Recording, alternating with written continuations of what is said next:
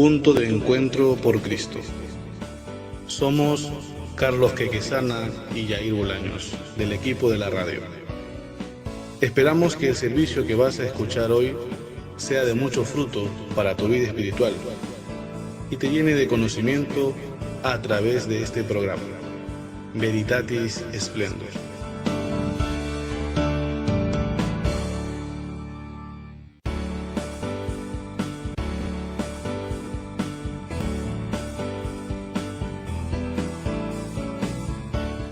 Punto de encuentro por Cristo, una radio para todos, transmitiendo esta señal desde Chorrillos, Lima, Perú, a la espera de tu conexión.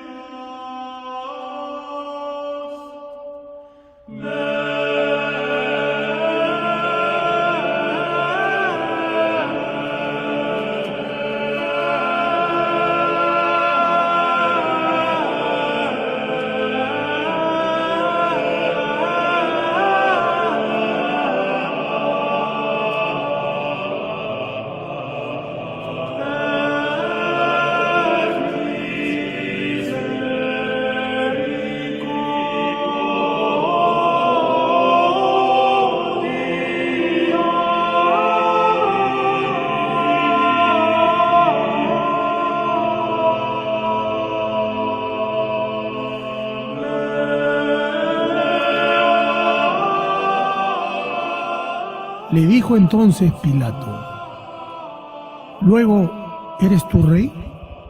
Respondió Jesús: «Tú dices que yo soy rey. Yo para esto he nacido, y para esto he venido al mundo, para dar testimonio a la verdad. Todo aquel que es de la verdad, oye mi voz».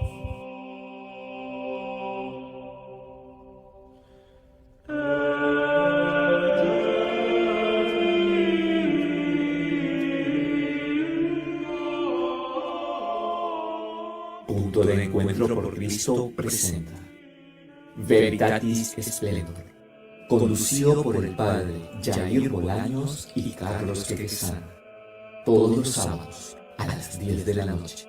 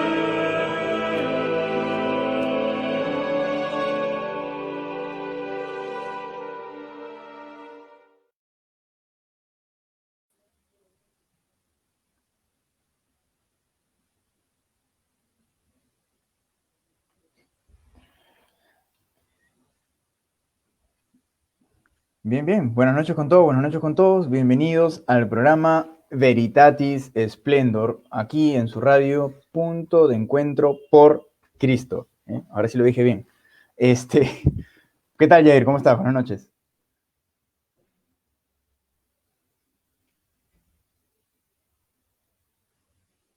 Bien, buenas noches, ¿cómo estás? ¿Qué tal? Qué gusto verte. Lo máximo. Bueno, Jair, ahora, muy importante, tenemos que pasar un video, así que por favor pedimos a Raúl que lo ponga, que es muy importante que lo puedan ver.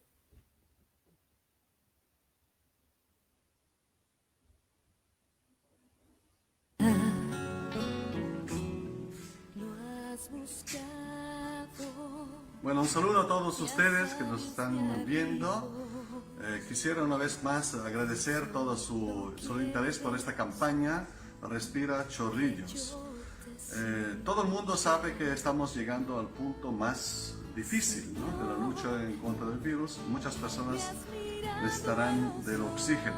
Así que, por adelantado, hemos pedido que nos traigan estos balones de oxígeno que ya pueden ser utilizados y que van a ser cancelados con la rifa que se está organizando.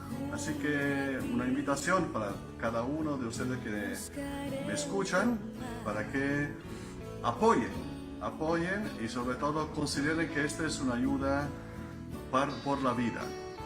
Ya muchas vidas se han salvado y podemos salvar más vidas aún. Gracias.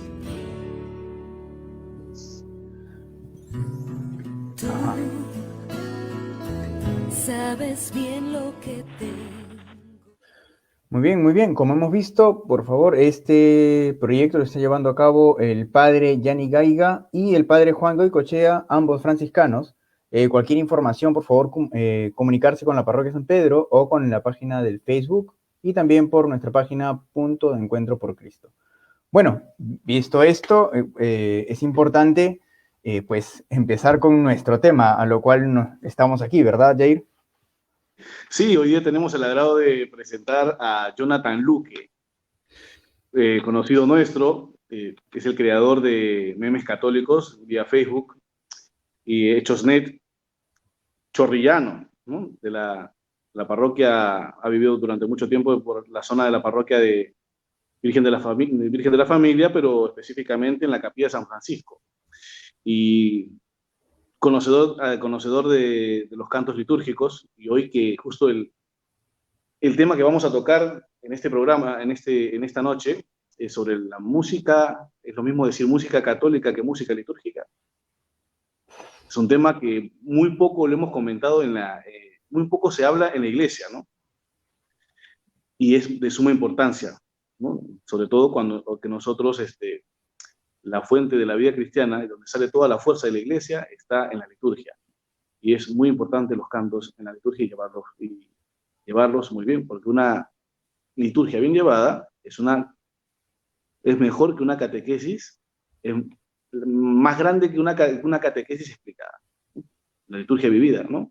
En Oriente le llaman la liturgia divina, o sea, porque es el cielo en la tierra. Bien, entonces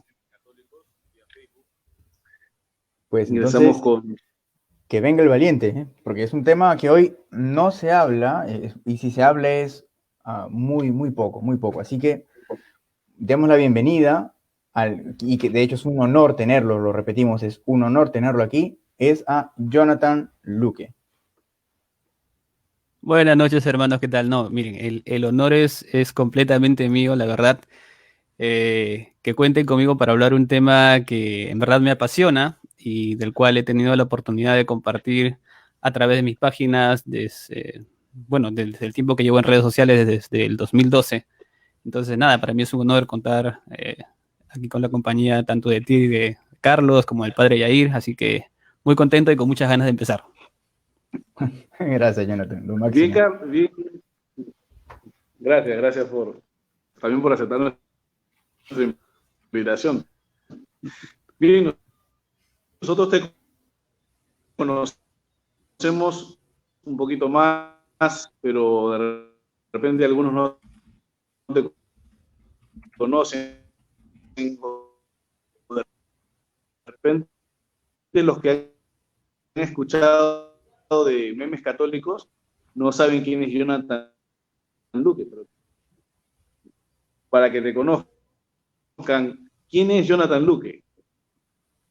¿A qué te dedicas? ¿Cuál es cuando tú lo has hecho de tu pasión, tantos? Muy bien. A ver, Jonathan. Sí, claro. Se entrecorta un poco la señal del padre, pero sí llegué a entenderle la pregunta. Claro. Para los que no me conozcan, mi nombre es Jonathan, soy de Lima, Perú, tengo 31 años. Jonathan? Sí, ahora sí, sí, sí lo Sí, escuchamos. te escuchamos, te Sí escuchamos. lo escuchamos, padre. Les comento un poco cómo es que así nace en mí el interés por la música litúrgica y por la liturgia en general, ¿no? Debo confesar que yo durante mi adolescencia, pues Muy bien, sí. viví un catolicismo un poco de por cumplir, ¿no? Tal vez como la mayoría, al menos en mi contexto, ¿no? Y es en ese contexto que, a pesar de eso, llego al coro de mi parroquia, sirviendo, tocando la guitarra, ¿no? Así es como comienzo yo mi participación en la liturgia dentro de la iglesia. Pero para esto, yo, a pesar de estar participando en la liturgia, no comulgaba mucho con muchas cosas que enseñaba la iglesia. De hecho, la persona que a mí me enseñó originalmente a tocar los instrumentos musicales fue un evangélico. Y yo participaba en la iglesia teniendo ciertos pensamientos adquiridos de la iglesia evangélica. Pero a Dios gracias, me topé con la apologética católica, me topé con la enseñanza de la iglesia y es así que terminé confirmando la fe que tengo. Y es precisamente algo que descubrí en la apologética católica, algo que a mí me ha servido mucho para aplicarlo en el ámbito litúrgico. ¿Y qué es esto? Que cualquier duda que yo tenga con respecto a alguna enseñanza de la iglesia, lo primero que tengo que hacer es ir hacia las fuentes. ¿Qué es lo que la iglesia enseña para saber cuál debe ser mi modo de pensar, mi modo de actuar, ¿no? Por ejemplo, si en un principio, en cuestión doctrinal, en cuestión de apologética, yo tenía ciertas dudas, por ejemplo, con el tema de las imágenes, lo que yo tengo que hacer es ir a ver qué es lo que enseña la iglesia sobre el tema de las imágenes, ¿no? Si yo tenía en un principio tal vez algunas dudas de cuáles eran las fuentes de la revelación cristiana, que como ustedes deben saber, los evangélicos piensan que solamente la Biblia, pues antes de recurrir a cualquier idea que pueda surgir por allí, lo que tengo que hacer es, a ver, ¿qué es lo que enseña la iglesia? Y la iglesia, por ejemplo, nos enseña algo muy bonito en el Concilio Vaticano II, dicho sea de paso, en el Dei Verbum, que las fuentes para el cristiano son la Biblia y la tradición a la luz del magisterio de la iglesia. Entonces, cualquier duda que yo tenga con respecto a la doctrina de la iglesia, le pregunto a la iglesia qué es lo que enseña y por qué lo enseña. Eso fue lo que a mí me llevó en un momento dado, ya cuando se disolvió el coro al cual pertenecí durante 5 años y cuando quise yo retomar el servicio de un coro por mi propia cuenta, a ponerme a pensar, ok, quiero hacer bien las cosas en el coro parroquial, en materia litúrgica, en música litúrgica. ¿Qué es lo que enseña la iglesia al respecto? Y dicho sea de paso, es una pregunta que yo no me había hecho durante los 5 años que pertenecí a la parroquia. Durante los 5 años que yo di ese servicio, nunca se me había ocurrido pensar por qué la iglesia tiene estos tipos de cantos, estas cosas se pueden cantar, estas no, por qué estos cantos en estos tiempos. La iglesia tendrá tal vez algún cancionero oficial al cual yo pueda remitirme, tal vez mi conferencia episcopal ha sacado algo al respecto. Entonces, todas estas cosas fueron las que me fueron dando vueltas en la cabeza e introduciendo a mi amor por la liturgia y particularmente para la música litúrgica. Wow. Claro, sí, claro, es muy importante lo que dices porque la verdad que en muchos lugares en la iglesia, en muchos ámbitos, en muchas parroquias, en muchos lugares, hemos recibido, por ejemplo, has hablado del Concilio Vaticano II, hemos recibido el concilio de los medios de comunicación, ¿no? Y hemos recibido, como decía Benítez, o sea, hemos recibido de una mala manera el concilio, hemos recibido el concilio de los medios de comunicación.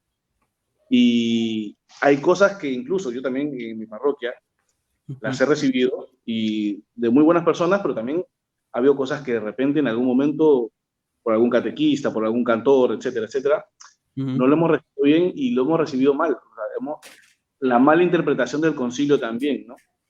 Que hemos recibido, y la verdad que este es un tema importantísimo, porque aparte que poco se toca, este tema, y ese es un gran problema en la iglesia, porque incluso dentro de la iglesia a veces cantamos cantos, y es más, que ni siquiera son católicos, ¿no? Que tienen origen protestante. ¿Qué nos podrías decir al respecto? Sí, o sea, como bien menciona usted, padre, parte mucho, o sea, mejor dicho, mucha de esta culpa la tiene un poco la mala comprensión que hemos tenido en los últimos años acerca del concilio. No es que estos problemas hayan surgido luego del concilio, o sea, ya existían algunas cosas antes que ya las veníamos trayendo, pero lamentablemente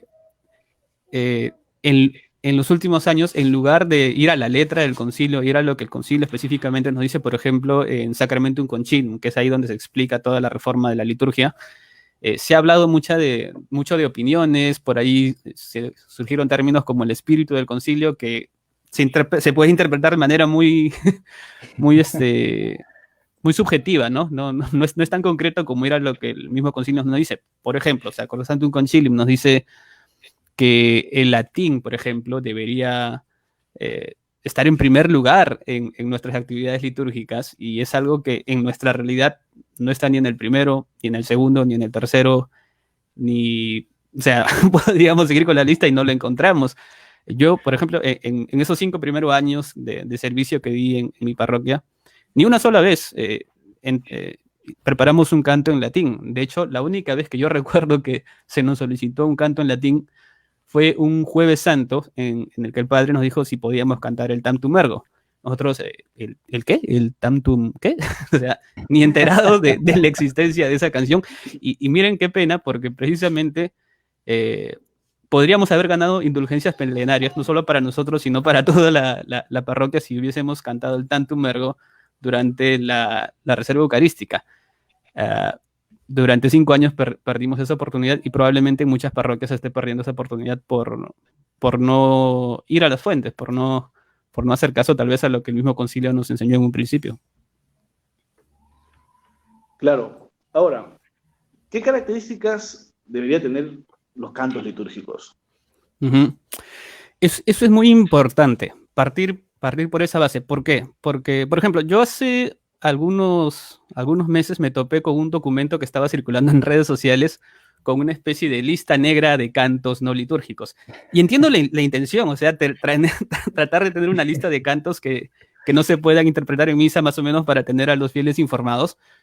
Pero en la práctica, esa lista que ya tenía 300 cantos, tranquilamente podría tener 1000, 2000, 3000 o infinitos cantos, porque la gran mayoría de cantos compuestos no son litúrgicos, ¿no? Y creo yo que en lugar de tal vez hacer una lista una lista negra de cantos prohibidos, lo que deberíamos es ir a la base. A ver, ¿qué cantos son litúrgicos? ¿O qué características debería tener un canto litúrgico? Y aquí, afortunadamente, vuelvo a lo que en principio dije. Si yo quiero saber algo, tengo que ir a las fuentes, que es lo que la iglesia enseña, no una opinión personal mía, no una opinión personal de algún director de coro, de algún amigo o de algún sacerdote, con todo el respeto que me merecen los sacerdotes. Pero lo más seguro siempre es ir a la fuente. Y la iglesia, afortunadamente, ya escribió un documento en el cual nos explica la naturaleza de la música litúrgica y las características que ésta debería tener.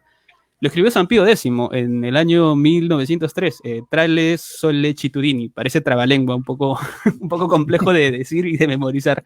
Trale Sollecitudini, donde nos explica estas características que debe tener el canto en la liturgia. Aquí voy a hacer un paréntesis, porque, por ejemplo, en la mañana puse en mi página de Facebook, oigan, ¿qué preguntas quisieran que resolviéramos en esta entrevista sobre música litúrgica? Y muchos me dijeron, danos documentos actualizados de lo que recientemente enseña la iglesia sobre música litúrgica. Y a uno lo deja pensando, ¿no? ¿Es que acaso los documentos anteriores de la liturgia ya no sirven? ¿Quedaron obsoletos? O sea, ¿la iglesia nació hace 50 años, hace 20 años? No, o sea, tenemos una iglesia ya de 2000 años, y todo lo que ha enseñado la iglesia durante todo este tiempo no es una ocurrencia cualquiera, es fruto de mucha oración, fruto de mucho estudio que debemos atender. Más aún, este documento Trale Sollecitudini, que, entre otras cosas, fue citado por el mismo San Juan Pablo II en un quirógrafo que él escribió casi al final de su pontificado. Estamos hablando de San Juan Pablo II, el Papa que vino precisamente a aplicar las reformas conciliares. O sea, la gran mayoría de las reformas que se aplicaron después del concilio se dieron durante el pontificado de San Juan Pablo II. Entonces, este documento no es obsoleto, es algo que deberíamos tomar muy, muy en cuenta. Sobre las características que debe tener todo canto litúrgico, San Pío X en este documento nos enseña lo siguiente. Hay 3 grandes características que debe tener todo canto apropiado para la Santa Misa: santidad, arte verdadero y universalidad. Santidad, arte verdadero y universalidad. Pero aquí un detalle. Como esto de santidad, esto de arte verdadero y esto de universalidad puede interpretarse de muchas maneras, el mismo San Pío X nos explica a qué se está refiriendo. Y es muy bonito porque lo enmarca tan bien, lo enmarca de una forma tan clara que solo con saber esto ya sabes, ya puedes distinguir cualquier canto que escuches si es o no es litúrgico, ¿no? Parto por el primero, arte verdadero. San Pío X nos dice que el canto litúrgico debe tener arte verdadero porque no es posible de otro modo que tenga sobre el ánimo de quien la oye aquella virtud que se propone la Iglesia al admitir en su liturgia el arte de los sonidos. ¿Qué quiere decir esto? Esto quiere decir que para la Iglesia un canto litúrgico debe tener arte verdadero solo cuando nos ayuda a interiorizar el sentido de la liturgia, no cuando nos distrae de él. Esto es muy importante porque, por ejemplo, surgen algunas canciones que son tomadas con melodías de canciones seculares, ¿no? Por ejemplo, el muy famoso Padre Nuestro del Sonidos del Silencio, que lamentablemente se suele cantar mucho en las parroquias, reemplazando el verdadero Padre Nuestro y cambiándole toda la letra, ¿no? Padre Nuestro, tú que estás en los que aman la verdad. Bueno, esa canción, cuando yo la escucho, lo que me trae a la mente son estas 2 personas que la compusieron originalmente, esa melodía, no me trae, no me ayuda a interiorizar ni me ayuda a asumir el verdadero sentido de la liturgia. Por lo tanto, solo por esa característica, aquellos cantos que tienen como origen una melodía secular no pueden ser admitidos en la Iglesia. Ese es el primer punto, el arte verdadero. Segundo punto, el primer punto estábamos hablando de la santidad. El segundo punto, estoy hablando de arte verdadero. El otro punto, el de santidad. San Pío X nos dice, el canto litúrgico debe ser santo y por lo tanto excluir todo lo profano, y no solo en sí misma, sino en el modo con el que lo interpretan los mismos cantantes. Es decir, debe excluir de la forma en la que se interpreta todo aquello profano. Profano no es no en un sentido negativo, sino en el sentido simplemente de todo aquello que no es propio de la Iglesia o que no ha nacido dentro de la Iglesia, ¿no? Yo recuerdo mucho una misa a la que fui, y durante la comunión los cantos eran correctos, estaban muy bien, pero la forma en la que lo interpretaba el cantante me recordaba mucho a Gianmarco. O sea, con todos los melismas, las acrobacias vocales que puedan tener los cantantes populares. Uh-huh. Y eso pues no es la interpretación propia de la música litúrgica, ¿no? Por eso, por ejemplo, el canto litúrgico por excelencia, el canto gregoriano, es bien llano, bien plano, no vas a escuchar acrobacias vocales basadas en el talento del intérprete, sino simplemente un canto bastante plano, bastante sencillo de interpretar y que verdaderamente te ayuda a interiorizar lo que es la liturgia. El tercer punto, el tema de la universalidad. San Pío X dice, todo canto litúrgico debe ser universal, en el sentido de que aun concediéndose a toda noción que admita en sus composiciones religiosas aquellas formas particulares que constituyen el carácter específico de su propia música, este debe estar de tal modo subordinado a los caracteres generales de la música sagrada que ningún fiel procedente, esto es muy importante, que ningún fiel procedente de otra nación experimente al oírla una impresión que no sea buena. ¿Qué quiere decir esto? Se pueden crear cantos nuevos en la liturgia, obviamente, no estamos diciendo que todo deba ser lo que ya se compuso hace 100, 200, 300 años. Claro que sí, se pueden componer nuevos cantos para la liturgia, tal vez con nuevos estilos musicales y en las lenguas, incluso lenguas nativas, Pero estos deben ser compuestos e interpretados de tal manera que no pierdan la santidad y el arte verdadero del que hablamos en un principio. En Latinoamérica, por ejemplo, surgió un canto litúrgico muy, muy, muy hermoso llamado Sumac, o también el Hanak Pachak, que son cantos en quechua. Pero tú los escuchas y a pesar de que la melodía general es una melodía muy andina, es tan bella, es tan hermosa, está tan bien hecha, que no es, pues, por ejemplo, un carnavalito, no es una marinera, no es un negroide que lo que te trae a la mente más bien es querer mover las caderas, ¿no? La música Claro. litúrgica no tiene que mover tus caderas, tiene que mover tu alma y la tiene que mover hacia Dios. ¿Sí, padre? Es que el canto tiene que ir acompañado por una sobriedad, ¿no? No Exacto, puede ser ese es música el estridente. tema de la sobriedad, exacto, y eso tiene que ver mucho también con lo que decíamos de la forma en la que se interpreta. Incluso un instrumento musical tan bello como el órgano de tubos, mal interpretado, pues qué desastre, ¿no? Por ejemplo, se me viene a la mente esta película que tal vez han visto, la de Cantinflas haciéndola de sacerdote, la película El Padrecito. Hay una escena muy, muy conocida en la que se sube al coro y comienza a tocar el Ave María en el órgano, pero a mitad del Ave María se manda con un rock and roll así bien, bien de su época, y todos abajo se quedan mirándolo como, ¿qué estás haciendo? ¿No? ¿Qué es lo que está ocurriendo aquí?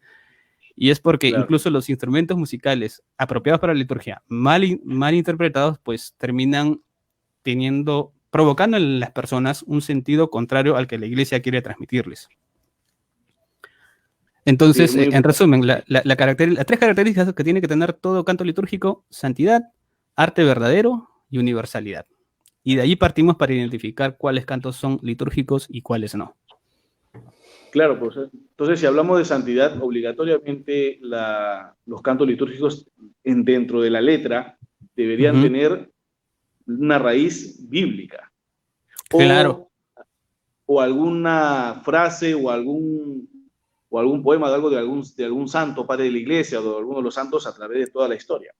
Claro, es que precisamente los santos, a través de su experiencia de vida, de la manera en la que han experimentado el cristianismo y la han asimilado y la han compartido con los demás, pues es natural que de sus letras surjan cosas que a nosotros nos compartan eso, nos ayuden a acercarnos a Dios.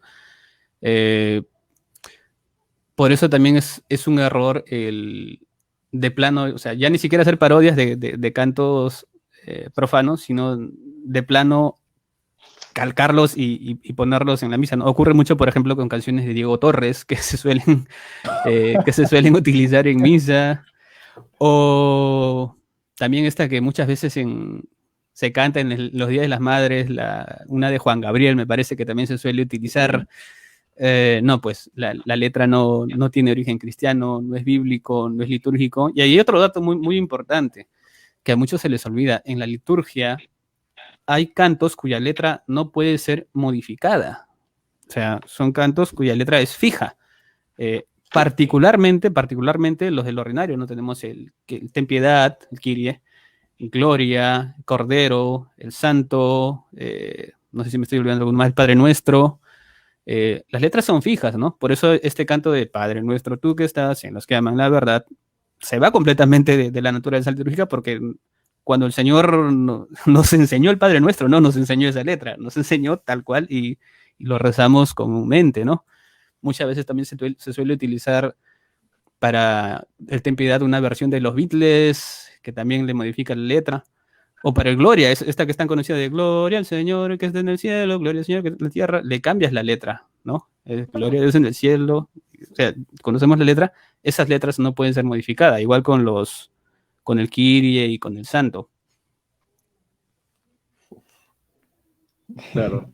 Sí, hay letras, claro, no pueden ser modificadas y a veces por falta de formación no se tiene en cuenta, porque lo importante para muchos que tienen buenas intenciones es alegrar, dicen, ¿no? Pero, ¿qué nos puedes hablar sobre dice que tiene mucha importancia la letra, raíz bíblica o palabras de los santos, pero ¿qué nos habla sobre los instrumentos litúrgicos? los instrumentos musicales dentro de la liturgia. Ujú. Es cierto que los instrumentos tienen que ser sotoboche, debajo de la voz de la palabra. No, o sea, en ese sentido, la palabra cantada, ¿no? ¿Qué nos puedes ahondar sobre lo que te pregunto? Sí, los instrumentos musicales tienen que ser entendidos como un apoyo para la voz. Lo importante del canto litúrgico es lo que la voz y lo que la letra nos está transmitiendo. En ese sentido, la Iglesia ha reflexionado con los siglos y tiene en muy alta estima el sonido del órgano. Obviamente se entiende que para una parroquia pequeña tal vez conseguir un órgano de tubos pues es muy complejo, o sea, es muy costoso mandar a construir eso en una parroquia, pero en la actualidad con la avanzada que está la tecnología, se puede emular el sonido de un órgano de manera muy sencilla con un celular y un teclado de los baratitos, ya puedes tener un sonido de órgano bastante decente que te ayude a interpretar la liturgia, siempre y cuando obviamente el sonido sea decente y no vaya a tapar las voces ni nada por el estilo. Sobre la admisión de otros instrumentos musicales hay que tener cuidado. Si es que en verdad colabora con las voces y en verdad ayuda a que el espíritu de la liturgia se mantenga intacto, pues bien. Pero, por ejemplo, tal vez a muchos de nosotros nos haya tocado asistir a una misa en el que se toca batería pues a todo volumen y está tapando todas las voces y encima le agregan guitarra eléctrica y un bajo que satura y terminas, no entendiendo la letra y terminas distraído por tanto ruido que escuchas. Te quita la piedad que deberías estar sintiendo en el momento de la Santa Misa. Y eso es porque probablemente se esté priorizando el tema musical sobre la función que debería tener dentro de la Santa Misa.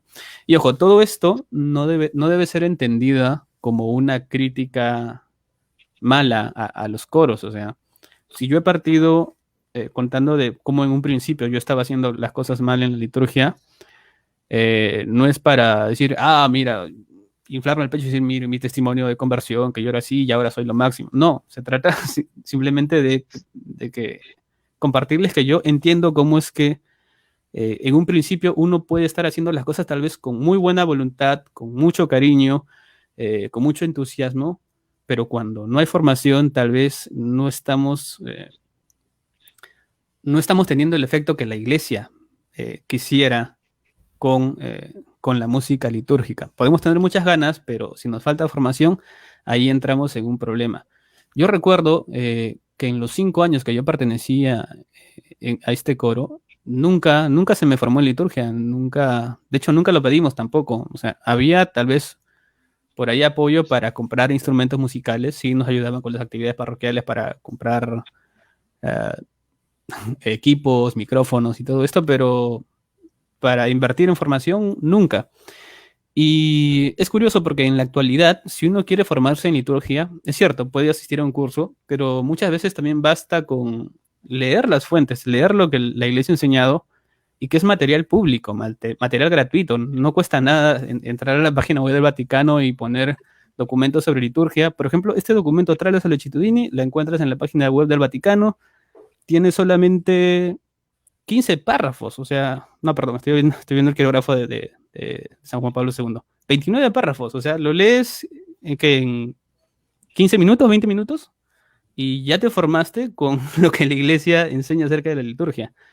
Entonces, tiene que haber ahí una colaboración, ¿no? Colaboración por parte de nuestros pastores que nos tienen que incentivar a conocer más la liturgia, y también nuestras ganas de querer servir verdaderamente como sirve a la Iglesia. Eso habla muy bien de la humildad que nosotros podamos tener, ¿no? No es nuestro ego que nos dice, no, yo quiero hacer lo que me da la gana en la Iglesia, yo quiero hacer solamente lo que sé, y si lo único que sé es tocar heavy metal con mi guitarra eléctrica, con 1000 distorsiones encima, pues eso es lo que voy a hacer en misa. No, no. Claro.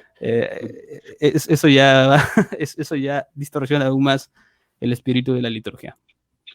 Claro, hay que tener en cuenta de que cuál es la finalidad de la música litúrgica o música sacra, que es dar gloria a Dios, pero también es para la santificación de los fieles, es decir, para la santificación de todos los que estamos dentro de la Santa Misa. Ahora, claro, La pregunta es, entonces, si sabiendo lo que ahorita te estoy afirmando, porque es del Concilio Vaticano II, Ujú, en el capítulo 6, justo donde habla la música sagrada, exactamente la música litúrgica, ujú, sabiendo que, entonces es necesario preguntarnos, cuando yo voy a preparar un canto, realmente con este canto, con esta melodía o con esta palabra que estoy introduciendo en la Santa Misa, estoy dando gloria a Dios y me estoy santificando a mí como cantor y a ujú, los fieles y al sacerdote también que está celebrando. ujú. Claro, Sería es bueno que preguntarnos. exacto, es que el fin último de absolutamente todas nuestras actividades como cristianos es buscar nuestra santificación y la santificación de la comunidad. Eh, no hacer simplemente lo que nos gusta. A mí personalmente me gusta mucho. Ahora, por ejemplo, le estoy dando mucho al piano, que estoy aprendiendo a tocar el piano, un poco de música clásica. Pero a veces para desarrollar técnica, pues tengo que tocar salsa, ¿no?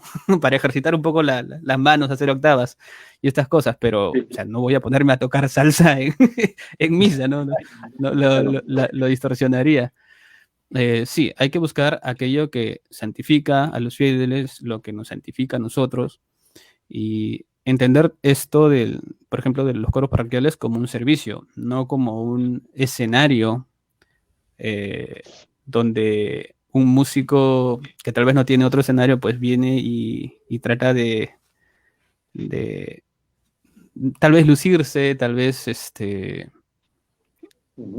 es importante. hacer lo que no puede hacer en otros espacios, básicamente, ¿no? Claro, El coro no es el centro de la misa. El centro de la misa es lo que ocurre en el altar. claro. Y ya está. El centro, Todo lo que hacemos tiene que ayudar a que toda la comunidad se enfoque más en el altar y en el gran misterio que ahí está ocurriendo. sí. Tengo, mira, yo, así como tú has dicho tu poco tu experiencia, cómo has entrado a la iglesia, yo entré a la iglesia por la confirmación. Luego me hice acólito, fui acólito, Ujú, me encanta a mí todo lo que sea de liturgia, trato de leérmelo, formar. Pero también he pertenecido a un grupo juvenil ujú, y bien sabemos que en estos últimos, de repente, si podríamos decir, no tanto inmediatamente después del concilio, sino los últimos, de repente, 30 años o 20 años, más o menos, en muchos grupos juveniles, por no decir todos, no lo sé, pero sé que en muchos grupos juveniles hay cantos que a nosotros nos han ayudado muchísimo dentro de las jornadas, de los retiros, ¿no? ujú, Y con músicos conocidísimos y muy queridos por nosotros, ¿no? Uno de ellos ujú. es un peruano, perdón, Valverde, y el otro Luis Enrique Ascoy. Claro. Tienen cantos bellísimos, cantos muy bonitos que lo podemos usar en las jornadas, en los retiros, qué sé yo, incluso ya podría decirse, ¿no? Cuando vamos a rezar, etcétera. Ujú, ¿Qué podrías decirnos de estos cantos que son bonitos, que nos ayudan, que nos han ayudado a introducirnos a muchos en la iglesia, pero ujú, ¿qué puedes decirnos al respecto? Introducir estos cantos como el Gloria, como el credo de Ascoy, que es ujú. un canto bonito, pero que podría ser para una jornada, para un retiro, eh, Claro, para animar de repente. En algún... claro. Hay que entender algo. Los cantos en la misa no están puestos al azar y ya. Eh, el canto en la misa, en principio, es la letra de una parte de la misa. Y cada letra de un fragmento de la misa tiene una función en la propia misa. Entonces, ¿qué es lo que ocurre con aquellos cantos compuestos por nuestros hermanos católicos que todos hemos conocido, ¿no? Por ejemplo, todos hemos conocido o hemos cantado Vida en algún momento de este cantante peruano Luis Enrique Ascoy, o todo, probablemente en algún momento a alguno de nosotros nos haya tocado llorar cantando Nadie te ama como yo de Martín Valverde, ¿no? Pero Claro, sí. esas letras en sí mismas no son litúrgicas, ¿no? En qué parte de la liturgia tal vez cabría reemplazar un Ten Piedad con una de estas canciones? No, es letra invariable.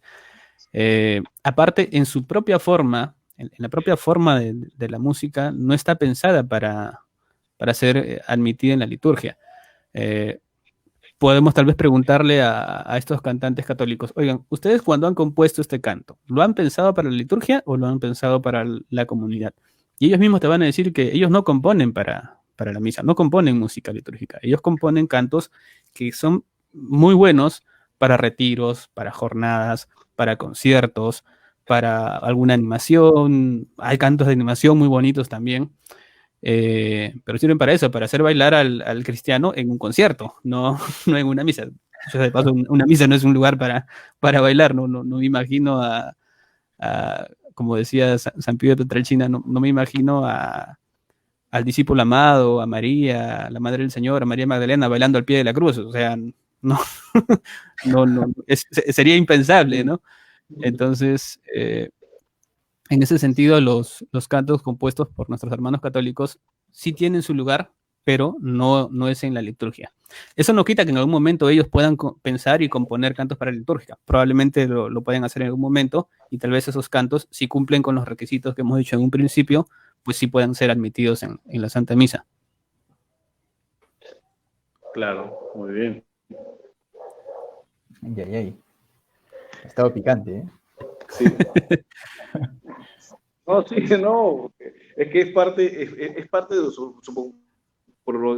de lo que vivimos en Latinoamérica, sobre todo con nuestros cantantes que nos queremos muchísimo. Hemos escuchado, yo cuando estaba en los grupos juveniles, las jornadas, los retiros, que incluso han ayudado, de repente, también han sido parte de mi proceso vocacional. Pero claro, el punto está, como lo ha dicho muy bien Jonathan, que si le preguntamos a ellos, a Valverde o a otros cantantes, a otros músicos católicos, que lo hacen, yo lo he escuchado a algunos de ellos en conciertos, ¿no? En Arequipa, creo que, si no me equivoco, escuché a Luis Enrique Ascoy, y siendo seminarista, y claro, y todos los cantos han sido en concierto. Y es verdad lo que dice Jonathan. Esos cantos, el creo en Dios Padre Todopoderoso, con la guitarra, decir, con la batería, etcétera, el credo de Valverde, le llaman el credo de Valverde, así le llaman. No soy en misa, en algún lugar ahí. Pero es curioso porque cuando... O sea, no es por hablar más de...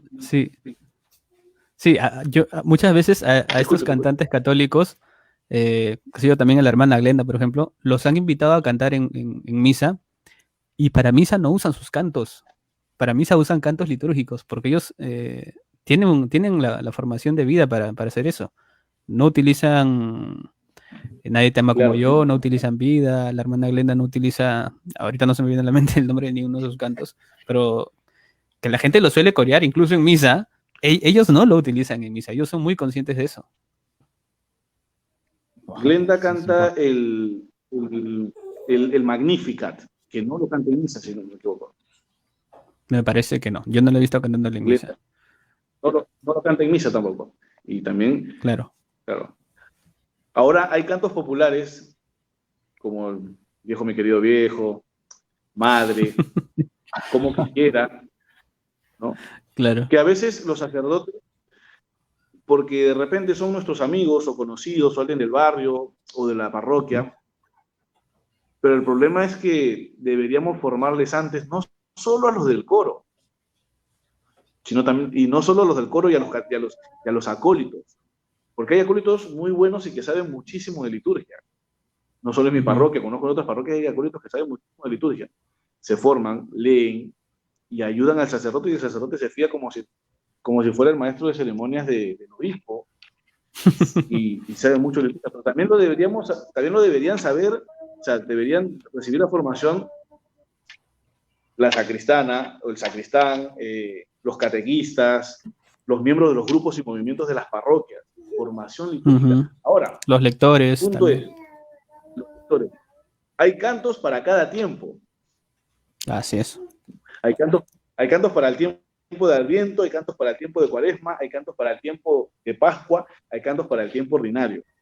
Ahora también hay que tener criterio y cierta formación, y también ser un poco humildes si es que no sabemos qué cantos, pienso yo, de repente te ha pasado a ti, como quien dice, que obviamente lanzarse con los cantos, pero no ni siquiera preguntarle al sacerdote, ¿no? Porque a veces no se tiene criterio a veces se pone un canto que es de entrada al final, o un canto de ofertorio lo ponen en la comunión, o un canto, etcétera.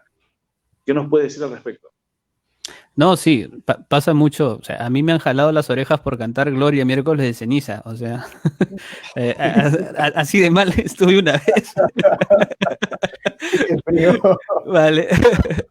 Pero es cierto, tiene que haber ahí mucho diálogo entre todos los equipos que involucran la liturgia y también al pueblo, porque el pueblo también, en el punto en el que están ahora, tal vez muchos ya estén acostumbrados a cantar ciertos cantos no litúrgicos en misa, a tener ciertos comportamientos en misa que tal vez no son los más apropiados para la liturgia. Entonces, es bueno que, sobre todo los sacerdotes, ya lo compromete usted, padre, pero sobre todo los sacerdotes conversen con el pueblo, conversen con el coro, conversen con los equipos de lectura, y que les den la oportunidad de conocer buenos cantos litúrgicos, que los hay por montones. No solo el canto gregoriano, hay muchos cantos en lengua vernácula que se pueden utilizar. Y si se pueden los cantos gregorianos en latín, pues mejor.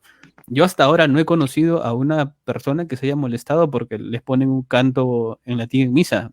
Al contrario, en lo que a mí me ha tocado ver es que la gente se maravilla y dice, qué belleza es esta, ¿no? O sea, no entiendo nada, no entiendo nada porque está en latín, pero qué belleza, o sea, me ayuda a rezar, me ayuda a sentir que no estoy en un concierto, no estoy en un salón parroquial, no estoy en cualquier actividad del mundo, estoy en un espacio y momento distinto, sagrado, único. Y el hecho de que la gente experimente eso solamente con la música ya hace que su comportamiento total en misa sea distinto. Los cantos gregorianos en latín o los cantos que tienen esta forma de gregoriano y que puedan ser en español, cuando tú los interpretas en misa, no vas a ver a nadie pues aplaudiendo, bailando, haciendo coreografías ni nada por el estilo. La canción misma no se presta para eso. Pero si lo primero que hace el coro es ponerles el granito de mostaza o ponerles el alabaré a la mitad de la misa, pues es normal que el comportamiento de la gente sea la de aplaudir, de tratar de balancearse un poco con el cuerpo, con la melodía de la canción. En ese sentido, el coro tiene que colaborar mucho también con cómo escoge su repertorio. Sí. Es importantísimo, porque, y es más, por todo lo que me has dicho, por todo lo que estamos hablando ahora, es necesario que en nuestras parroquias haya un grupo de liturgia y que el sacerdote o el diácono o el vicario o el párroco estar ahí y formar al pueblo de Dios, formar a los sobre todo a los que están en los grupos parroquiales, pienso yo. Porque supongamos, ¿no? A veces nos quedamos callados. Yo, en mi parroquia, yo siento que a veces me tienen miedo en equivocarse con los cantos. Por ejemplo, ¿no? Yo prácticamente he desterrado, por ejemplo, el canto, el santo, santo, santo, dicen los querubines. Santo, santo, santo. Que muchos no saben de dónde. Y que ya de plano la letra no es la de la liturgia, claro. No es la liturgia. Porque en el misal, en todo misal, que lo puede coger los acólitos y lo puede enseñar el sacerdote, en todo misal, en los prefacios, sobre todo en el prefacio 2 y en la plegaria eucarística 3, y me parece que también en la 1, o sea, prácticamente casi todos algunos prefacios, sobre todo los dominicales, dice, después de que se acaba el prefacio, antes del santo, para los que de repente no saben lo que es el prefacio, es la acción de gracias que hace el sacerdote después de la oración de las ofrendas, antes del santo. Terminando el prefacio dice, cantamos su alabanza, por ejemplo, ¿no? Entonces, después del prefacio, en el misal, dice la letra expresa del santo. Santo, santo, santo es el Señor del universo, llenos están los cielos de su gloria, Hosana en el cielo. Bendito el que viene en nombre del Señor, Hosana en el cielo. Esa es la letra. Sí, esa es la letra, ¿no? Y qué bien que estemos hablando de este tema que es importantísimo de la liturgia. Debe formarse, yo a veces, yo no me considero un ejemplo, pero a mí se me ocurre siempre, las veces que desde que soy sacerdote, los domingos coger un tema, hablar sobre un tema de la liturgia, sobre los cantos, qué cantos debe ir, qué cantos no, etcétera, etcétera, qué lecturas, cómo se tiene que hacer, qué se hace en este tiempo, qué cantos ya no se cantan en este tiempo, en Cuaresma, qué cantos no se cantan en Adviento, qué cantos ahora se cantan en, etcétera. Porque supongamos, caminaré en presencia del Señor no se puede cantar durante todo el año, por ejemplo. ¿No? Por ejemplo. Por ejemplo, ¿no? Por ejemplo, ¿no? Muy bien, no sé si tienes alguna pregunta, Carlos. Sí, justo escuchándolo, que ha estado espectacular. Tengo una consulta, Jonathan. ¿Cuáles son las razones que por lo general te dan para tratar cantos no litúrgicos dentro de nuestra Santa Misa? ¿Qué es lo que has escuchado por ahí? Mira, cantos no litúrgicos, o sea, hay un montón. Los más comunes son aquellos que se adaptan o que suelen adaptarse de melodías seculares, y ahí las posibilidades son infinitas, ¿no? Yo recuerdo una de las primeras veces que me acerqué a misa, llegué a escuchar, o sea, era un tiempo en el que estaba de moda estas bandas de brasileños, Saxe Bahía, esos grupos. No sé si los hayas llegado a conocer. Ya me siento un poco bien. Verdad. Pero he escuchado un Gloria con la melodía de Axe Bahía. O sea, una cosa muy, muy surrealista que invitaba al baile y a las coreografías propias de esos grupos, ¿no? Entonces, ocurre mucho, pero básicamente el tema es la falta de formación. La falta de formación. Y muchas veces la falta de formación no es culpa de los integrantes del coro. Ellos de verdad quieren dar un buen servicio, tienen muy buena intención. Lo que falta es mayor apoyo, tal vez, probablemente de los sacerdotes, de sus propias comunidades. Y nada, porque hasta donde a mí me ha tocado experimentar, las personas del coro tienen de verdad la intención de hacer las cosas bien, pero tal vez no encuentran ahí el apoyo dentro de la iglesia. Importante. ¿Sabes? Sí, Estaba viendo unos comentarios, aprovechamos en revisar unos cuantos comentarios que han dejado aquí algunos de nuestros hermanos. Y bueno, un hermano comentó lo siguiente, ¿no? ¿Qué hacemos? Se pregunta, ¿no? ¿Qué de malo tiene escuchar cantos protestantes o cantos que han nacido, cuyos senos es fuera de la iglesia? A ver, aplicando estrictamente en el tema litúrgico, fuera de la liturgia es un tema, yo sé que bastante discutible, pero en el tema litúrgico sí, ahí no hay nada que discutir. Un cantante evangélico, cuando compone, no compone pensando en el misterio de la Santa Misa, y más aún en el centro mismo de la misa, que es Jesús Eucaristía. Y, por ejemplo, se dan errores litúrgicos garrafales con cantos, por ejemplo, de Jesús Adrián Romero, que incluso en horas santas se llega a escuchar, pero se usa también mucho en los momentos de comunión, una canción cuya letra dice: aunque mis ojos no te puedan ver, te puedo sentir, sé que estás aquí. Cuando literalmente nosotros podemos ver a Jesús Eucaristía. Los protestantes no tienen Jesús Eucaristía, no tienen una referencia visual del Señor. Por lo tanto, dentro de la teología errada del protestantismo, tiene mucho sentido decir, aunque mis ojos no te puedan ver, porque ellos creen en la oración, que está bien, ¿no? Pero no tienen la referencia del sacramento. Entonces, ahí está el peligro de los cantos protestantes, que en su teología misma es errada, y esa teología errada la manifiestan a través de sus cantos. Uno puede revisar tal vez un disco de un cantante evangélico y va a encontrar definitivamente errores teológicos en sus letras. Pero si vamos más allá, también hay otro problema, es que aunque no haya errores teológicos, tal vez en alguna canción que simplemente habla del amor de Dios, y ya, que tal vez pueda ser una letra que nosotros podamos compartir ahí las palabras. Claro. El tema es que sí vamos a poder encontrar en los cantos evangélicos es una ausencia de elementos fundamentales de nuestra fe. Un cantante evangélico no va a hablar de María como Madre de Dios. Un cantante evangélico no va a escribir tan bellamente sobre los sacramentos como tal vez sí pudo haber escrito en algún momento San Agustín, Santo Tomás o cualquier santo de la Iglesia Católica que vivió esta fe, ¿me entiendes? Entonces, en ese sentido, los cantos evangélicos carecen totalmente de toda la riqueza que sí se pueden encontrar en los cantos católicos, que los tenemos por montones. O sea, a veces a mí me sorprende cuando por allí dicen, es que no hay cantos católicos, los católicos no componen cantos litúrgicos. Llevamos 2000 años, Sí, 2000 años escribiendo cantos litúrgicos. ¿Cómo? Hombre, ¿qué pasó? Que no, ¿me entiendes? 2000 años escribiendo. Sí. Hay muchísimos cantos. Yo recuerdo, yo quería sacarle y me olvidé, en mi seminario habían 2 especies de tomos de cantos litúrgicos en español con partitura. 2 tomos. Claro. Que salieron inmediatamente después del concilio con partitura y en español. También había en latín, o sea, había en latín y en español. Claro, o sea, de que hay. Ahora, deberíamos preocuparnos un poquito también, los católicos. Yo creo que debería también venir no desde las parroquias, sino desde Roma. Debería haber una comisión que se encargue de los cantos litúrgicos. De repente, si no lo hace de Roma, diocesanos, ¿no? Para tener una unicidad, para ser uno, ¿no? Porque no puede ser que de una forma canten en un lugar, de otra forma canten en otro lugar, Sí. etc.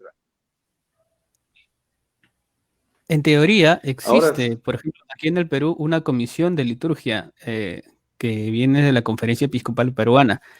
Y hasta donde yo claro, pude revisar, hasta hace algunos meses, todavía en la página web de la Comisión de Liturgia de la Conferencia Episcopal Peruana se podía encontrar un cantoral litúrgico nacional. O sea, si en el sí, Perú hay un cantoral litúrgico nacional, debería ser de amplio conocimiento para todos los coros del Perú, pero a veces no se da el claro. caso. Y eso Pero no ocurre solo con el no Perú, lo existe en muchos países, pero está allí, existe. No sé si todavía se puede descargar de la página web de la Conferencia Episcopal, porque últimamente han hecho varias modificaciones en la página, pero allí estaba. Yo me enteré muchísimo después que ya había dejado el coro, entonces lamentablemente no lo pude conocer en ese tiempo. Bueno, aquí tenemos una consulta Pero más. lo A ver, tiene. unas preguntas. Aquí tenemos, a ver, una pregunta interesantísima. Dice, ¿existen instancias dentro? A ver, espérame. Ok, aquí viene una pregunta muy interesante. Dice, ¿existen instancias dentro de la diócesis que regulen los excesos dentro de la música litúrgica? Depende de cada diócesis, pero por lo general se confía bastante en que cada sacerdote tenga cierto control sobre lo que ocurre en su parroquia, y eso tiene que ver también con lo litúrgico. Al menos en el Perú, la única instancia que yo conozco es la Comisión de Liturgia de la Conferencia Episcopal, que hasta donde sé, lo último que han realizado es una actualización de algunas partes del misal. Me parece que el Promultis por allí, pero más que eso, al menos en el caso de Perú o de Lima, no lo sé en realidad. Bueno, Jonathan, tenemos una consulta más que está muy interesante y tiene que ver con algún tema que alguna vez te escuché y creo que esto va a dar pie para que lo comentes. Dice nuestro hermano que en marzo, miren los detalles que da, en marzo de 1976, cuando llega a la parroquia San Pedro a la misión conciliar, las novedades, una de las tantas novedades, fue la lengua castellana en los cantos, ¿no? Según los misioneros manifestaron que el concilio promovía que los cantos deberían ser de acuerdo a la cultura de los pueblos. Motivo por el cual, ojo, esto es importante, motivo por el cual se introdujo por primera vez el órgano y la guitarra eléctrica. O sea, se introdujo el órgano y guitarra eléctrica por que los cantos deberían acomodarse al sentir cultural, etcétera, ¿no? ¿Qué opinión hay sobre esto? Ok, aquí hay varias cositas que debemos tocar. Hay una confusión que no es intencional en muchos laicos, en creer que el concilio vino a agarrar todo lo que habíamos hecho durante 1965 años, hacerlos una bolita, tirar al tacho de la basura y comenzar una nueva iglesia. No es así. A mí me gustó mucho una homilía que escuché en estos días, no recuerdo el nombre del sacerdote, y en este sacerdote decía, a mí, en mi credo, en el credo yo creo en una iglesia que es una, santa, católica y apostólica. Creo en una iglesia que es una. No creo en una iglesia partida en dos, una iglesia preconciliar y una iglesia posconciliar. Si creyera eso, no creería en la iglesia católica, porque la iglesia es una, es la misma en los tiempos de Jesús, es la misma en la época de San Pío V, es la misma en la época de San Pío X y es la misma con Francisco, es la misma iglesia. Entonces hay que quitarnos un poco la idea de que el concilio vino a destruir todo lo que habíamos avanzado durante tantos años. En ese sentido, lamentablemente surgió la idea, la errónea idea de que una de las cosas que vino a hacer el concilio es a hacer borrón y cuenta nueva con la liturgia para hacerlo en español y con las nuevas formas e innovaciones que no dice el concilio, sino que muchos se inventaron después del concilio. Y ese es una mala interpretación del concilio, porque, por ejemplo, el concilio en ningún momento dice hay que deshacernos de los cantos en latín. No, dice pongamos en primer lugar los cantos en latín y el gregoriano. También hay que darle espacio a los cantos en lengua vernácula, que está muy bien, pero en ningún momento dice que nos deshagamos del latín. También el concilio nos habla de la inculturación de la liturgia y particularmente de la música litúrgica. Pero inculturación significa tomar aquello de la cultura que pueda ser de provecho para la comunidad, para que esa comunidad, con los elementos de su cultura, asimilen mejor el sentido original de la liturgia. Ahora, me pregunto yo, en el Perú, por ejemplo, ¿es parte de nuestra cultura, ha sido parte de nuestra cultura andina o de nuestra cultura de la costa o nuestra cultura de la selva el rock y la guitarra eléctrica? No, entonces no le pueden llamar inculturación a utilizar la guitarra eléctrica y en la Santa Misa. Eso no es inculturación. Inculturación es el Hanak Pacha, por ejemplo. Inculturación son esos cantos en quechua muy bien hechos. Si uno va, por ejemplo, a Ayacucho y va a esas regiones donde solamente se celebran sus misas en quechua y escucha unos cantos hermosos, que de nuevo, es como latín, no los entiendes porque yo no hablo quechua, pero sabes que están adorando a Dios de una manera impresionante y que así lo transmiten a través de sus cantos, ¿no? Entonces, es bueno tomar los elementos de la cultura, es bueno hacer cosas litúrgicas en español, específicamente la música litúrgica en el español, sí, es bueno, es útil siempre y cuando colabore con el verdadero sentido de la liturgia. Cuando tomamos elementos en español, pero nos desvían del verdadero sentido de la liturgia, ahí ya estamos comenzando a hacer las cosas mal. Bien, aquí tenemos otra pregunta más, porque nuestro hermano Miguel Morales pregunta, ¿la función de un coro es cantar para que los escuchen o conducir al pueblo de Dios en la liturgia? Es definitivamente lo segundo, ¿no? Ya hemos dicho, el coro no es una palestra, ¿no? No es un escenario donde nos tengamos que lucir. El principal objetivo de la liturgia es darle gloria a Dios. Y eso, si nuestra música no ayuda a que el pueblo le dé gloria a Dios, pues estamos haciendo algo mal en misa. Eso sería, sí. Exacto. Muy bien, aquí tenemos otra pregunta más de Jesús Ramón. Muchas gracias por el comentario. Dice, ¿por qué se deja de usar la música, en la música de órgano en la liturgia, siendo que ya es muy fácil tener un simulador de órgano, tan fácil como tener una guitarra? Ya, te comento algo. Una de las últimas actividades que realizamos en el coro en el cual yo estuve fue hacer polladas, panchadas, parrilladas y un montón de cosas para comprar guitarras no baratas y equipos de sonido para el coro. Habremos juntado algo de 2.000 soles, si mal no me equivoco, para la compra de esos equipos. Con esos 2.000 soles, tranquilamente pudimos haber comprado un órgano decente para la misa. Pero tal vez no se necesita tanto. Actualmente, incluso con un sintetizador MIDI conectado a un celular, en la actualidad, los celulares ya tienen excelentísimas aplicaciones que emulan muy bien el sonido de un órgano de tubos real. Y con eso ya podrías estar haciendo música litúrgica de mucho nivel. O sea, existen programas como Jautepec, como Gran Orch, que simulan muy bien. Incluso tienes para escoger distintos tipos de órganos de tubo con el cual se podría hacer algo con muy bajo costo. O sea, en la actualidad ya prácticamente todos tenemos un celular. O sea, el conector ese, ¿cuánto cuesta? $3, $4 para conectar un sintetizador MIDI que cuesta la mitad de lo que cuesta una guitarra acústica.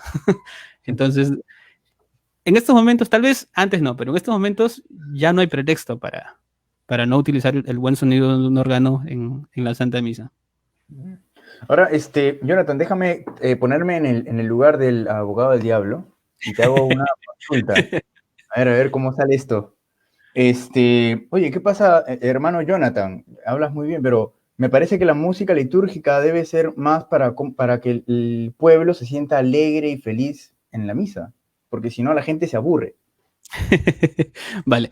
Ah, si alguien dice que la misa debería servir para que el pueblo se sienta mejor, no está entendiendo el sentido de la misa. El sentido de la misa es darle gloria a Dios. Y tanto es así el centro de la misa, que incluso nosotros con muchas actividades que podamos hacer, no podríamos darle suficiente gloria a Dios. O sea, la máxima gloria a Dios se da a través de Dios mismo ofreciéndose en la cruz y renovando el sacrificio a través de la Sagrada Eucaristía en la Santa Misa. Y es por eso que la misa es tan valiosa en sí misma. Lo que nos toca a nosotros no es hacer algo para motivar a la gente, o sea, como si el centro fuera la gente. Lo que tenemos que hacer todos, incluyendo el coro, es servir para que la gente se encuentre con Dios. Y en ese caminar no hay forma de que la gente se pueda sentir mal, porque ¿quién se puede sentir mal de estando más cerca con Dios? O sea, con un canto alegre se va a sentir mejor, con un canto bailable se va a sentir mejor, ¿verdad? No hay forma, ¿no? En la misa, la misa tradicional en latín a la que suelo ir, comienza con un fragmento que dice Introibo ad altare Dei ad Deum qui letificat juventudet meam, ¿no? Que significa entraré al altar de Dios, al Dios que alegra mi juventud. Esa misa no tiene palmadas, no tiene aplausos, no tiene nada. Con toda su sobriedad y con toda su solemnidad, con todo su silencio, con toda esa belleza estricta de los libros litúrgicos, ya alegra el corazón de aquel joven que se acerca a Dios. Quería hacer una pregunta. No sé si la han preguntado en el momento en el que me he ido. No sé si la han preguntado en el momento que me he ido, pero ¿qué dice la iglesia respecto de los aplausos en la misa? Por ejemplo, o sea, hay momentos en los cuales no se puede aplaudir, que es el santo, en el cordero, ¿no? Y estamos muy acostumbrados, no solo en una parroquia, sino en varias parroquias, de cantar en el cordero, en el santo, y en el cordero, Cordero de Dios. ¿Qué dice la iglesia al respecto? Te sale. Sí, lo he visto mucho. Esta pregunta ¿Es católico aplaudir dentro de la misa? Esta pregunta se le hicieron al cardenal Francis Arinze cuando era prefecto de la Congregación para el Culto Divino y Disciplina de los Sacramentos, que es básicamente, llamémoslo así, la máxima oficina sobre liturgia en la Iglesia, en el Vaticano, ¿no? O sea, digamos así, a la persona más importante o la persona más autorizada para hablar de liturgia le hicieron esta pregunta. Y entre broma y broma, el cardenal Arinze dijo, en lugar de perder el tiempo discutiendo si se puede o no aplaudir en misa, utilicen ese tiempo para rezar el rosario. O sea, porque básicamente en su cabeza no entraba la posibilidad de que alguien pudiera aplaudir en misa. A él se lo preguntaba muy a propósito porque él, siendo africano, en algunas regiones de África existe el llamado rito congolense, o rito congoleño, o rito zairense, que también se le llama, en el que en ciertas partes de la liturgia hay ciertas, entre comillas, danzas y entre comillas, aplausos. Pero cosas muy particulares y muy propias de aquel rito, que es un rito distinto a nuestro rito latino-romano. Eso también tenemos que entender, que en la iglesia existen muchísimos ritos de la misa. O sea, el que conocemos nosotros es el más extendido y probablemente por eso pensemos que es la única forma de celebrar la misa en el mundo, pero no existe.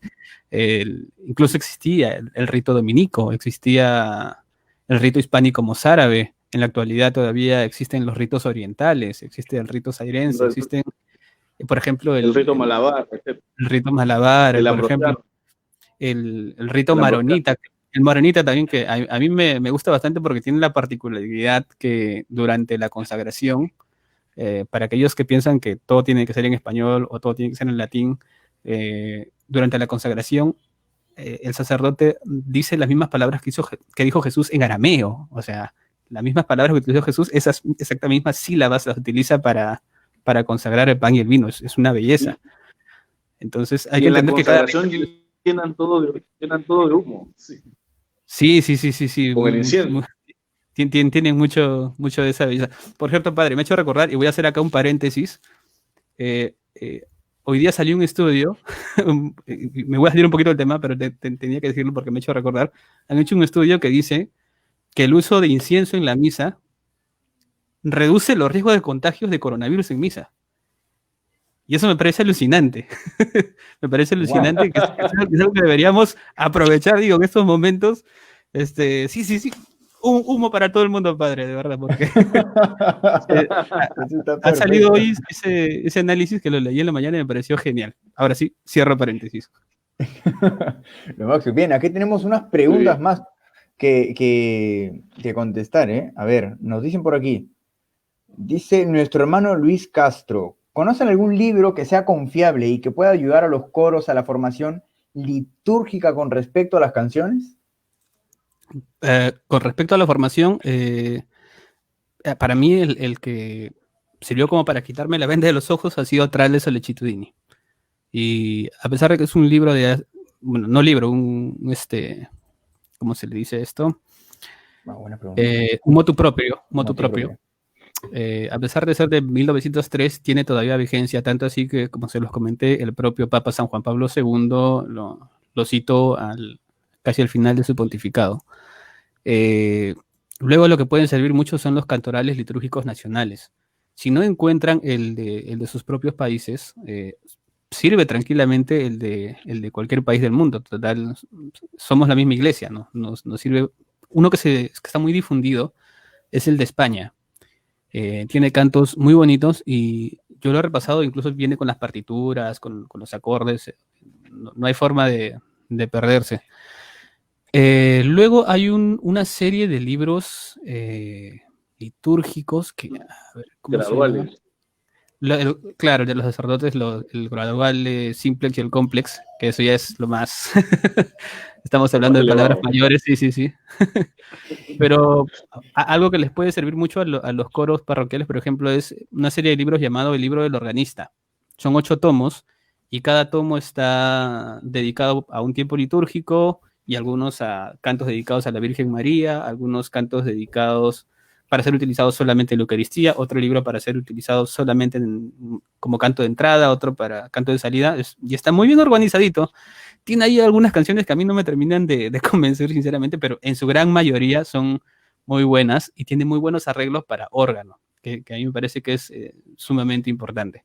Porque a veces uno puede tener la buena intención de utilizar buenos cantos, pero si los armonizamos mal, un bonito canto tocado con pésimos acordes, pues te termina distrayendo, te termina sacando de onda, ¿no? Incluso el canto gregoriano más sublime, cantado como si fuera la chimotrufia, pues tampoco es que ayude mucho, te termina sacando de la naturaleza de la liturgia.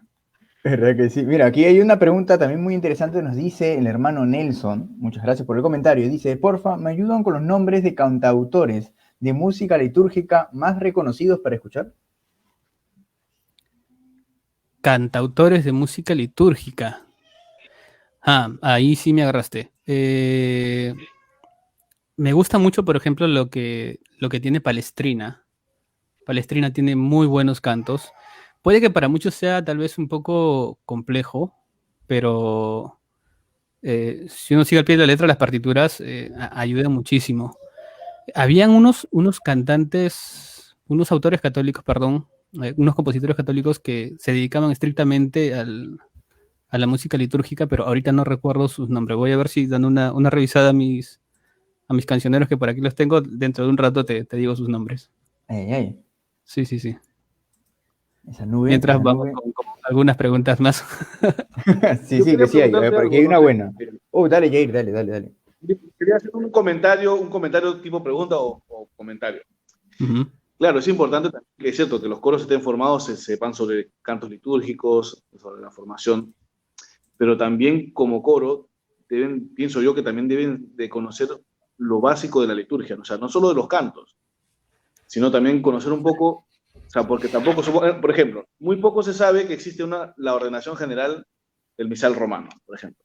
Por que no es ejemplo. solo para que se instruya el cura, el presbítero, el sacerdote, no, también es para todo el pueblo de Dios, porque también dentro de la ordenación general misal romano están las funciones que le corresponden al sacerdote, al diácono, a los acólitos, a los seminaristas, a los ministros, etcétera, etcétera, y a los cantores, o salmistas, como quieran llamar. Pero también muy pocos saben que existe también la ordenación general a las lecturas de la misa, la ordenación general, por ejemplo, también a la liturgia de las horas. Y dentro de la liturgia de las horas también hay instrucciones muy valiosas sobre los salmos. Ahora, muchos cantos y están introducidos, o sea, son muchos cantos de la misa, son salmos. Entonces también sería bueno, son instrucciones que lo puedes encontrar en Vatican Va, los puedes descargar vía internet sin necesidad de comprarlos, y no son muy largos, o sea, son de 10, 15 páginas, máximo 20 o 30. O sea, hay ordenación general, porque también se puede cantar muy bien, se puede tener una muy buena instrucción, pero también hay que saber ver el ritmo de la liturgia, ¿no? Porque a veces no tenemos en cuenta de que los cantos son para la misa no es para los cantos, por ejemplo. No, a veces alargamos de más se alarga de más los cantos, en la entrada, en las ofrendas, se alarga, por ejemplo. ¿Qué nos puede decir sobre el alargar los cantos? Por ejemplo, en 3 puntos muy importantes: la entrada, las ofrendas y el canto después de la comunión, porque hay un punto que Benedicto XVI, bueno, en ese tiempo creo que Cardenal Ratzinger, en la introducción a la liturgia, hablaba sobre los silencios en la liturgia. A veces queremos llenar de cantos la liturgia y que suene bellísimo, pero veamos otra parte que es esencial en la liturgia, que es el silencio. Sí. La liturgia es oración. O sea, es oración en un sentido muy bello, porque nos ayuda a comunicarnos con Dios. Y la oración también tiene muchos momentos de silencio, porque al menos cuando uno reza delante del Santísimo, por ejemplo, no está todo el tiempo hablando. Uno también necesita espacio para contemplar al Señor y para tratar de entender qué es lo que el Señor quiere transmitirnos en ese momento. Es igual en la misa. Luego de la comunión, y esto se da mucho, el sacerdote termina de, obviamente, limpiar los vasos sagrados, vuelve a la sede, y muchas veces los coros se quedan cantando y cantando y cantando, y el sacerdote los mira como diciendo: muchachos, silencio, la gente quiere rezar, necesita también concentrarse en este momento que acaban de recibir al Señor, necesitan orar, necesitan escuchar la voz del Señor. Entonces, muy importante que los coros también comprendan eso.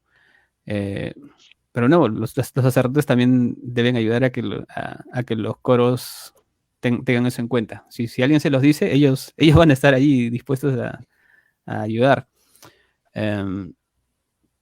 Es cierto, sobre todo Benedicto XVI, para estos temas suele ser muy citado porque él tenía mucho interés en que la liturgia se recuperara. Él era consciente de que se habían perdido muchas cosas en los últimos años a través de una mala interpretación del concilio.